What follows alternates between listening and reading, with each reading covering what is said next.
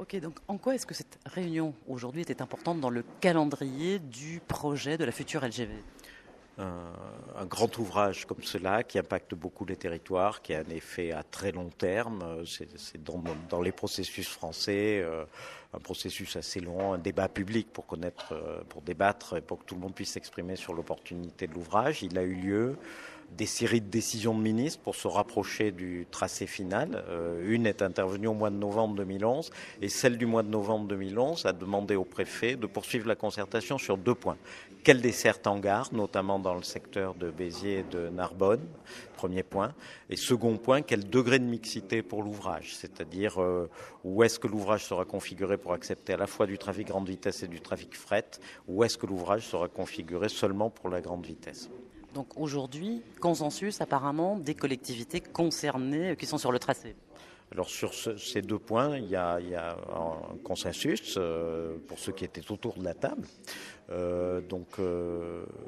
a été retenu qu'il était préférable d'avoir 2 gares pour desservir les agglomérations de Narbonne et l'agglomération de Béziers. Une halte à moyen terme à Rivesaltes, mais à un horizon plus long pour les Pyrénées-Orientales. Et sur la mixité, il a été retenu d'avoir une ligne mixte là où le trafic est le plus chargé, à la fois en trafic régional, en trafic fret, en trafic grande vitesse, c'est-à-dire sur le tronçon qui va de Nîmes jusqu'à l'ouest de Sète.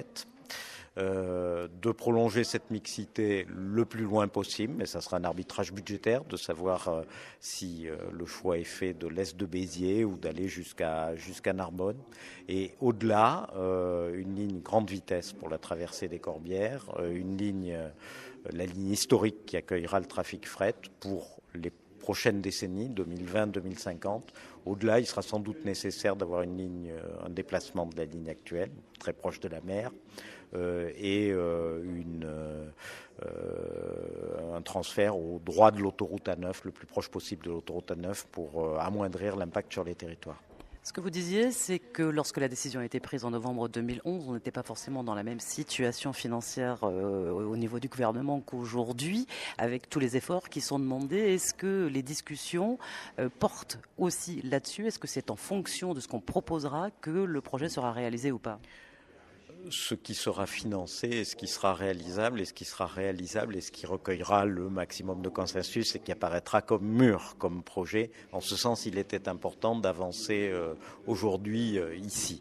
Par contre, le gouvernement va avoir à peser dans l'ensemble national les moyens budgétaires dont il disposera et les coûts des différents projets.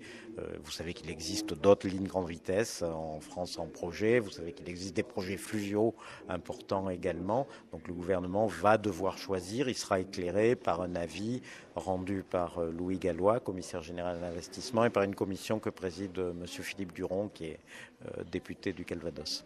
La décision, justement, pourra intervenir définitive à quel moment?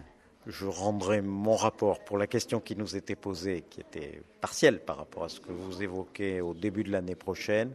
Et les rendus au gouvernement des 2 commissions dont je viens de vous parler sont prévus dans le premier semestre 2013. Donc c'est au-delà que le gouvernement se prononcera. Est-ce qu'en fonction de cette décision, on sera dans le calendrier initial pour la mise en service de cette future ligne à grande vitesse? Pour l'instant, on est sur la feuille de route et c'est pour cela que je tenais à rendre le rapport tel qu'il avait été demandé en novembre 2011 à mon prédécesseur.